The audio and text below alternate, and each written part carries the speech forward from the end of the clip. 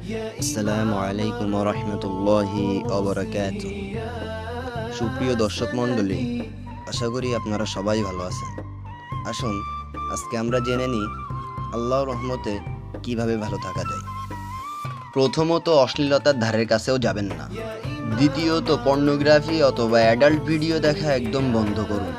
তৃতীয়ত, নামাজে নিয়মিত হন, জামাতের সাথে আদায় করুন, তাহাজ্জুদে মনোযোগ দিন। চতুর্থত, ভালো কাজে নিজেকে ব্যস্ত রাখুন, যেমন নতুন কোনো স্কিল শেখা, বই পড়া, শরীর চর্চা করা ইত্যাদি। পঞ্চম বিষয়টি হলো, যৌন উত্তেজনা আসলে অযথা চাপ না নিয়ে দৃষ্টি অন্যদিকে সরিয়ে ফেলুন। উজু করে নিন, যে কোনো কাজে ব্যস্ত হয়ে যান। এই 5টি কাজ আপনি যদি মেনে চলতে পারেন, তাহলে আপনি জীবন নিয়ে হতাশ হবেন না।